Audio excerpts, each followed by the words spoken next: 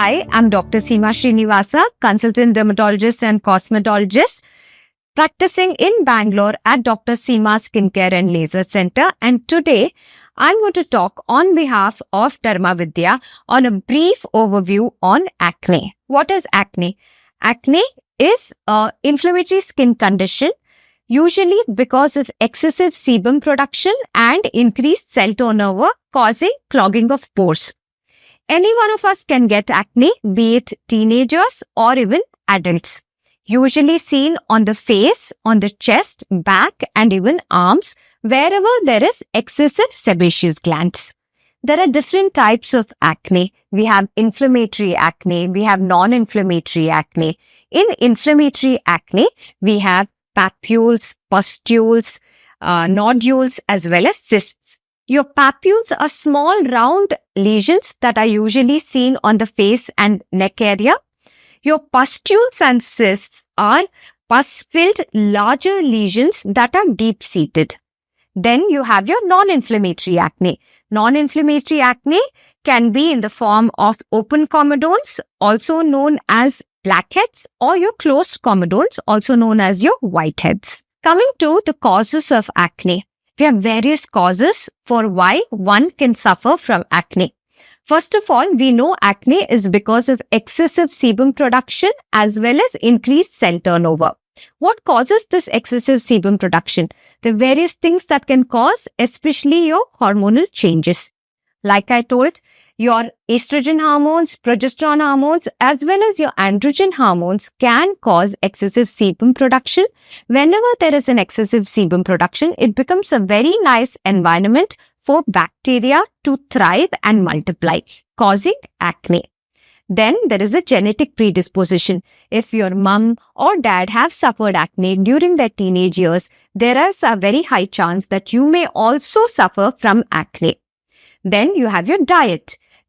Your high glycemic diet, that is your sugary food, processed food, oil-rich food, and even dairy products have shown to increase existing acne as well as cause acne.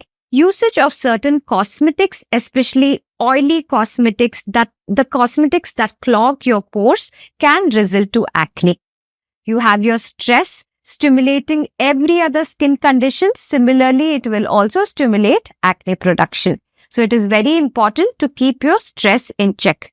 There are certain medications that can increase acne, like your topical corticosteroids. Many people go to medical shops and buy Betnovate creams, Panderm creams, which will not only cause damage of your skin, but also cause monomorphic lesions and acne all over your face and your body.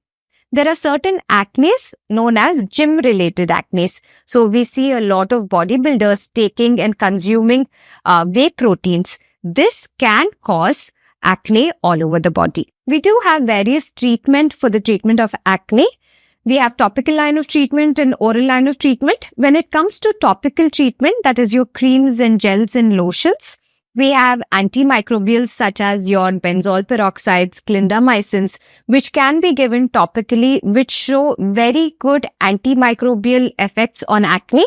We have topical retinoids, which are used against acne to decrease the oil production, which gives excellent results. We also have acids such as salicylic acids, which reduce the sebum production to make sure you have lesser acne. Orally, we have antibiotics like your azithromycins, tetracyclines, which can be given on a short period of time to reduce the bacterial multiplication. We also have hormonal therapy in case you have hypothyroidism, progesterone, estrogen hormones imbalance, or even your androgen increase. We have certain medications to decrease that. Next, we have, which is very important, your oral retinoids. This not only acts as an anti-inflammatory agent, but also reduces excessive sebum production, thereby controlling acne. Coming to procedures in acne. Chemical peels is one of the most popular procedures that we do use in the treatment of acne. Your AHAs as well as BHAs, like your glycolic acids and salicylic acids, have proven to decrease acne as well as acne marks and scars. We have lasers such as carbon lasers, which not only decrease acne, also sebum production. Then we have certain injections. We give injections of corticosteroids into your deep-seated cysts and nodules to decrease the inflammatory process. It is not just treating the acne, we should also take care of its complications. Complications like acne scars, acne spots, as well as the psychological impact it has on oneself.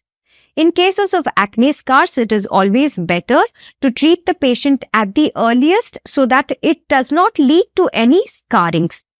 In cases of pigmentation, I would recommend giving topical treatments like your azelaic acids as well as salicylic acids, which reduce the pigmentary production.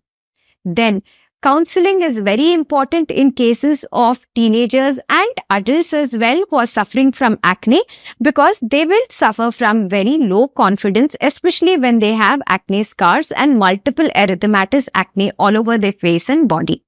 So, acne should be approached in a very holistic manner. It is not just your treatment, counseling plays a major role in this. The most important message here I'd like to specify is please do not self-medicate. Especially in case of acne, there are a lot of people who see so many trends happening on Insta or online and start self-medicating them with home remedies. And also, they go meet their local medical pharmacists to give them topical steroids, which is extremely dangerous in cases of acne. It is only going to complicate the condition. So please meet your dermatologist, take their expert advice, and then only start off on your treatment journey. I hope I've given you a good overview on how to take care of acne, what are the kinds of acne, and also certain ways to take care of its complications.